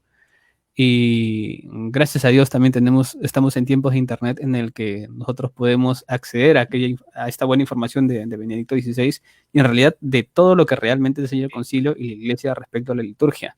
Tal vez en un pasado había un tanto de caos porque no había forma de que un laico se enterara de las fuentes originales, que era lo que estaba ocurriendo en materia litúrgica. En los 60s, 70s, 80s y gran parte de los 90s no había internet. El laico pues se confiaba un poco de lo que le decía informada o desinformadamente alguno de sus pastores y ya, pero ahora nosotros podemos decir: oye, la iglesia nos enseña en estos documentos que el silencio es importante. La iglesia nos enseña que si cantamos cantos apropiados vamos a poder sacarle mayor provecho a la Santa Misa. Y es información gratuita. Todo el mundo tiene un celular, todo el mundo puede encontrar ahí lo que es necesario para su formación y para la edificación de las demás personas dentro de su comunidad. Ay. Muy bien. Bueno, acá tenemos un comentario más, Aquí hay Sí, un comentario bueno, tú dímelo. un comentario importante que nos dice, ¿la música litúrgica puede ser de autoría de laicos o debe ser de consagrados? Los laicos pueden componer música litúrgica, siempre y cuando se basen en lo que la iglesia enseñe, siempre y cuando se basen en los textos bíblicos, respeten las lecturas, la letra de la liturgia, del ordinario, eh, siempre y cuando, siempre y cuando cumplan con todo eso, los laicos pueden componer. Obviamente necesitan también formación musical, formación litúrgica, como bien dice el padre. Porque al final, si uno quiere componer para Dios, es porque está enamorado de Dios. Y alguien que está enamorado de Dios, pues lo quiere saber absolutamente todo de Dios. Es como un laico, cuando se enamora de una chica y quiere tal vez conquistarla, quiere acercarse a ella, pues se da el trabajo, pues, ¿no? De querer conocerla, cuáles son sus gustos, tal vez de cómo es su entorno y todo esto. Es lo más natural. Si alguien verdaderamente está enamorado de Cristo y del servicio de la liturgia, pues se va a dar el trabajo de informarse. Y en estos tiempos no hay pretexto para estar mal informados. Sí, directo. Bueno, también hay otro comentario, y me pongo en el caso de, nuevamente como abogado del diablo, y nos dice, muy bonitas las palabras, hermano Jonathan, pero tengo una consulta. Mira, lo que pasa es que te olvidas de que la misa es una fiesta, y como fiesta debemos disfrutar la liturgia. ¿Qué nos responde, mi estimado Jonathan? Formación litúrgica ahí, hermano. Hay que entender esto. ¿Qué es lo que nosotros en nuestro contexto entendemos por fiesta? En nuestro contexto latinoamericano, al menos, una fiesta es ir tal vez a una discoteca un sábado por la noche cuando no hay pandemia y ponerte a bailar. En una fiesta la gente suele embriagarse, tal vez hay espacio para el desenfreno. Eso no es la Santa Misa ni por asomo, o sea, ni de lejos eso es la Santa Misa. A lo mucho la Santa Misa es fiesta en el sentido litúrgico, porque tenemos fiestas litúrgicas. Tenemos momentos litúrgicos a los cuales le llamamos fiesta. Pero la misa esencialmente es sacrificio, es la renovación del sacrificio de Jesús en la cruz. Esa es la verdadera esencia de la misa. Muchas veces le queremos nosotros dar un montón de calificativos a la liturgia, probablemente bien intencionados, pero que no son los adjetivos que la iglesia le da, o que objetivamente son. Te doy un ejemplo. Para un hombre enamorado o para un hombre casado, su esposa, su novia, va a ser la mujer más hermosa del mundo, y él va a decir, mi novia es la mujer más hermosa del mundo. Subjetivamente para ti sí, pero objetivamente hablando, no. Probablemente la mujer más hermosa del mundo sea Miss Universo de este año, ¿no? Entonces, tal vez para ti de una manera muy subjetiva la misa pueda ser una fiesta, de manera muy subjetiva, pero objetivamente hablando no es así. Objetivamente hablando es la renovación del sacrificio de Cristo en la cruz, en el altar. Entonces tenemos que volver al sentido original de la misa y no los otros sentidos que bien o malintencionadamente muchas personas le han dado en los últimos años. Claro, es pasión, muerte, resurrección. Así es. Santo sacrificio del altar. Así Claro, es. lo demás son añadiduras que se han puesto posteriormente. Benedicto XVI, cuando era el cardenal Ratzinger, decía, para decir que es fiesta, pero primero tienes que decir que es pasión, muerte y resurrección, es el santo sacrificio del altar, porque sería reducirlo a decir fiesta o a decir que es banquete. ¿Por qué? Porque sería reducir la esencia de la liturgia. Claro. Puedes experimentar una alegría, un gozo, el haber escuchado la palabra, el haber comulgado, el haber vivido plenamente y haber tenido, como dice el Concilio Vaticano II, una celebración plena, consciente y activa. Vivir, que participar no quiere decir hacer cosas, sino vivirla. Entonces eso puede producir paz en tu corazón, que te has encontrado con Jesucristo, has vivido la Santa Misa, y también puedes experimentar una alegría, un gozo. Algunos interpretan eso como fiesta, ¿no? Pero no. O sea, sí, puedes experimentar una alegría. ¿Por qué? Porque así como Jesucristo ha resucitado, si nosotros hemos celebrado la misa y hemos vivido la misa, nosotros también hemos resucitado, ¿no? Pero interpretarla y reducirla a solo decir que es fiesta es reducir la esencia de la liturgia. Así es. Ahí está, buena. Bueno, también nos dicen acá, que está muy interesante, poniéndome nuevamente de parte del abogado del diablo, le voy a preguntar al hermanito Jonathan. Hermanito Jonathan, es muy bonito el tema, de verdad, muy bonito, pero, ¿y por qué en otros continentes vemos que en las liturgias hasta bailan? ¿Y acá por qué no? Habría que ver a qué se refiere, a qué continentes y a qué tipo de bailes. Por Al ejemplo, menos el clásico, ¿no? África. África. La clásica. Ya. Eso en principio no es del todo cierto, porque la evangelización en África llegó incluso muchísimo antes que el concilio, con una liturgia de la anterior, en latín, con mucha solemnidad y todo eso, y en África se recibió muy bien. Hay regiones muy puntuales en África donde para ellos se tiene aprobado el rito zairense, donde existe algo muy similar al baile, pero que no es baile en sí mismo. El cardenal Arins explicaba que es más una manera solemne de balancear el cuerpo, por ejemplo, para llevar las ofrendas, pero más que eso no es estrictamente baile. Obviamente habrá en algunos lugares de África donde se cometen abusos litúrgicos también, obviamente, como en todo el mundo, pero Exacto. que nuestros hermanos de África cometan algunos abusos litúrgicos no nos da a nosotros la licitud para también hacerlo, ¿no? Es lo mismo que decir como mi vecino peca de borracho, yo también voy a pecar de borracho. No tiene sentido, ¿no? Claro. Exacto. Bueno, también nos escribe nuevamente mi hermano Miguel Ángel, muchas gracias. Nos dice, ¿hay una instancia que apruebe la composición de un cantautor de música litúrgica o de alguien que quiera componer música litúrgica? Segunda pregunta, ¿se tiene que cumplir exactamente con qué para que su canción sea aprobada? Primero, para que la canción cumpla con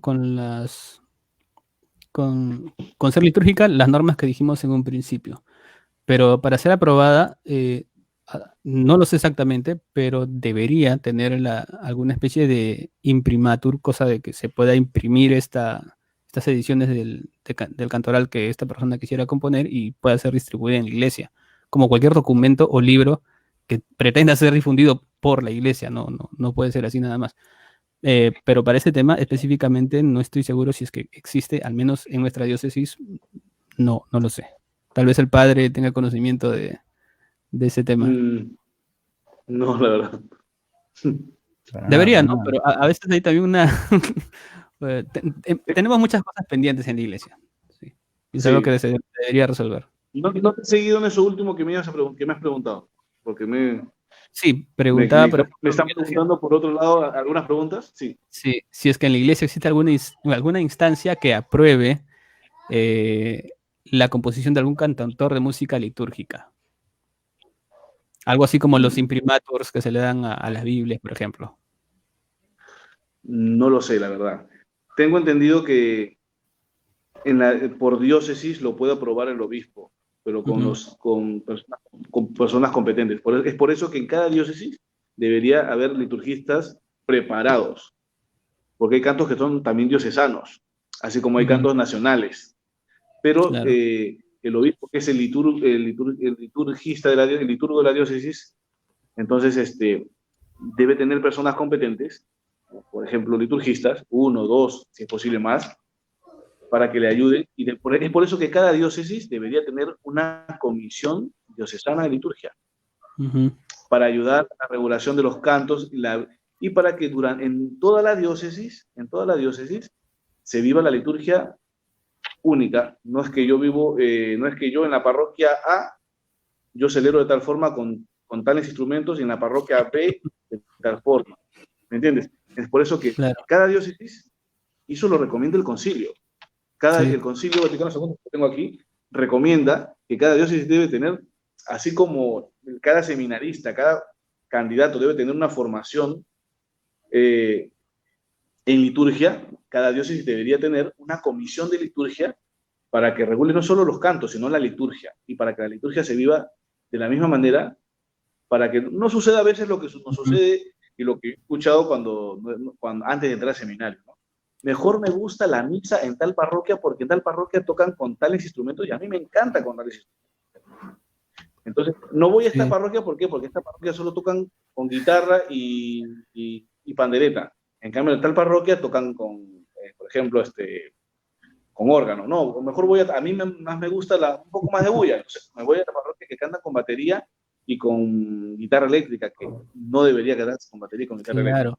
Padre, eso que usted dice es muy importante porque incluso ocurre mucho en la iglesia y a mí me ha pasado, muchas veces la gente comenta en mi página, oye, ¿por qué los salesianos celebran así la misa? ¿Por qué los carismáticos celebran distinto? ¿Por qué los franciscanos celebran distinto? ¿Los jesuitas distintos? Como si cada congregación religiosa utilizara un misal distinto. O sea, eso ya va más allá incluso Claro. de la misma de la misma música litúrgica, o sea, de la liturgia en general. ¿Por qué celebran tan distinto? Y muchos se sorprenden cuando uno le dice, oye, pero en realidad todos los padres están utilizando el mismo misal, celebran el mismo rito latino-romano, no están celebrando distintos ritos de la misa. En la práctica deberían estar celebrando de igual manera y llevar esa armonía también, por ejemplo, a los cantos. Y es cierto que nuestros obispos deberían tener esa comisión que usted dice para que regule mejor esto. Lo recomienda el concilio y en la práctica se ve que es algo muy necesario. Bueno, Claro. sí, sí es cierto, eso es cierto. Deberíamos también tomar el ejemplo de alguna, así como existe la Comisión Episcopal de Liturgia en el Perú. Uh-huh. También debería haber, supongamos, en España tengo entendido que hay un sacerdote que es prácticamente el que regula como si fuera la cabeza, es el maestro de ceremonias de la Conferencia Episcopal Española, por ejemplo. Debería existir también, por ejemplo, en el Perú el maestro de ceremonias, sí, para que también esa unidad se dé en todo el Perú. Carlos, ibas a preguntar algo. Sí, sí, bueno, que para el final estuve reservando este muy bonito comentario que dice lo siguiente. Saludos a Carlos Quequesana, saludos, que no soy yo. Dice lo siguiente: coincido con el invitado, en misa hay momentos en que uno escucha una competencia de virtuosismo, sonidos mal ecualizados, lucimientos personales y armonías vocales perdidas. Pero puede existir música con equilibrio, responsablemente bien ejecutado, es decir, puede ser música con quenas, charango y arpa, con un coro bien armonizado y que interpreten el sentido original de la liturgia. La música gregoriana es bella, pero creo que no es todo, ni debe ser todo. Creo que hay espacio para música litúrgica creada acorde a la antropología del pueblo. La música andina religiosa es un ejemplo. Ajá. La batería y guitarras eléctricas solo tienen cabida si no destruyen las armonías vocales. Mientras los ejecuten con sobriedad, no socava la dignidad ni lo sagrado de la misa. Completamente de acuerdo, completamente de acuerdo. Un buen ejemplo creo que se dio en la visita del Papa Francisco al Perú. No sé si tuvieron la oportunidad de ir a la misa que celebró en Las Palmas, aquí en Lima. La misa, qué bella la música y a lo lejos veías, por ejemplo, un baterista, pero dices, ¿qué hace un baterista en una misa? Pero o sea, se entiende que para la cantidad de personas que había allí se necesitaba un instrumento que marcara correctamente el ritmo. O sea, es natural. Pero en una capilla pequeña, a mí me ha tocado estar, o sea, una batería sin micrófonos es totalmente estridente. O sea, te quita completamente de la naturaleza de la liturgia, te saca, te despiadiza. No existe esa palabra, pero debería existir. Me encantó. Hay que agregarlo al diccionario litúrgico. Sí. Te quitan el fervor, todo lo que deberías estar sintiendo allí, ¿no? Entonces, completamente de acuerdo con el comentario de este hermano. Bueno, entonces, antes de terminar, porque el tiempo se nos ha pasado volando, que es un tema tan rico, y gracias, Jonathan, de verdad que tocar estos temas, hay que ser muy valiente, de verdad que sí. Traerlo aquí en vivo es ser también muy valientes, porque sabemos que este es un tema que por alguna razón se ha mantenido, se ha quitado de las tablas de discusiones, ya está fuera, y lo traemos aquí porque vemos una urgencia litúrgica, una urgencia que ojalá este programa ayude a que muchos hermanos puedan colocar este tema en la mesa de muchas parroquias. Bueno, entonces para terminar quisiera por favor recomendar y pedir a nuestros hermanos que nos están viendo que el día martes se acerquen a nuestra radio Punto de Encuentro por Cristo para ver el programa, ¿sí?, Sal y Luz, para el tema El amor fraterno con el padre Joimer Inostroza Agustino Recoleto. Bien, entonces, Jonathan, palabras finales, por favor, sobre este tema. ¿Qué recomendación das? En primer lugar, agradecerles a ustedes por haberme invitado. He visto que en los anteriores programas han tenido teólogos, gente realmente con galones. No sé cómo se les ha ocurrido. Hay un creador de memes en la página, pero con gusto comparto lo que he estado viviendo y experimentando en estos años de mi caminar en la iglesia. Nada, simplemente decirles a las personas que nos están viendo que se den el trabajo de descubrir más la liturgia. Es realmente hermoso cuando algo que la iglesia ha ido diseñando con los siglos, podemos sacarle todo el jugo y podemos de verdad enamorarnos más del Señor a través de cada uno de los signos, no solamente ya de la música, sino de los signos que hace el sacerdote, de las oraciones que nos tocan a los fieles, de en qué momento nos paramos, nos sentamos, nos arrodillamos, de cómo comulgamos. Todas estas cosas de verdad nos enriquecen y nos ayudan enormemente en nuestra santificación, que es lo más importante para nosotros como cristianos, ¿no? Invitarles a que sigan conociendo la liturgia y a que se sigan enamorando más de nuestra fe. Lo máximo, Jonathan. En verdad que es un honor. Bueno, saludar nada más a nuestro hermano Jorge Luis Juanbachano Flores. Muchas gracias por los comentarios. Igualmente a Daniel Lagos, que viene comentando, de hecho va a ser el comentador oficial del programa. A Carla Tipián, saludos, un fuerte abrazo, un fortísimo abrazo, y a toda su familia, a toda su linda familia. Muchas gracias por el comentario. Dice, un tema necesario, ¿verdad que sí? Gladys Zárate, muchas gracias. Buenas noches, Padre Yair, hermano Carlos. Transmiten alegría y paz. Dios los bendiga. Bueno, ojalá que este programa dé más que alegría y paz, sino que un celo por la liturgia, que es el deseo de este programa en especial. Muy bien, y bueno, por lo que vemos ha sido un programa, espero les haya gustado a todos, ¿verdad? Que solo terminar que es un honor tenerte aquí, Jonathan. De verdad que haces mucho bien aquí, no solo en el programa, mucho bien al celo de la liturgia, que es algo que ya, hablar de celo ya la gente piensa que estamos hablando en otro idioma. Bien, hermano, Padre Yair. Bien, ha sido un gusto tenerte, rezaremos por ti y por tu familia. Gracias. Y si Dios quiere, te tendremos en otra ocasión. Bien, hacemos una oración antes de acabar. En el nombre del Padre, del Hijo y del Espíritu Santo. Amén.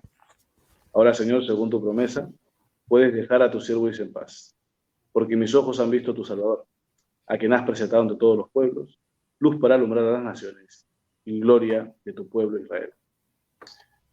Gloria al Padre, y al Hijo y al Espíritu Santo, como era en el principio y siempre por los siglos. Amén. Muy bien. Entonces, Jonathan, te invitamos para un siguiente programa, por favor. Esto no va a ser lo último, por favor. Claro que sí. Por favor.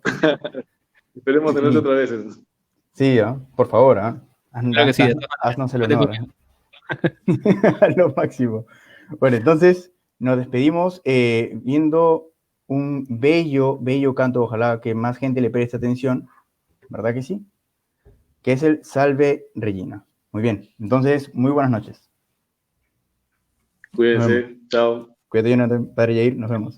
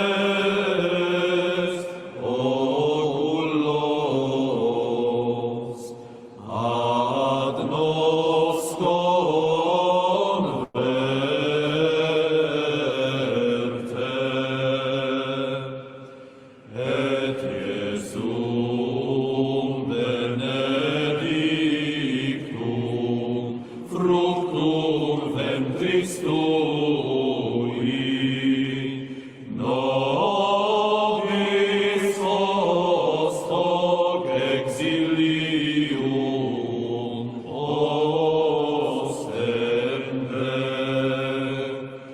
O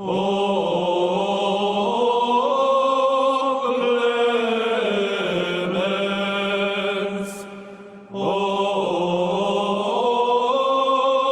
pia,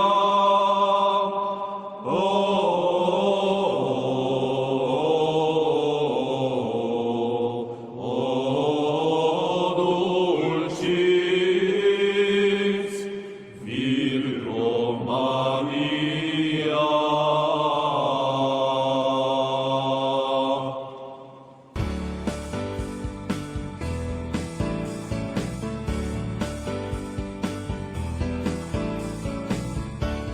Punto de Encuentro por Cristo, una radio para todos, transmitiendo esta señal desde Chorrillos, Lima, Perú, a la espera de tu conexión.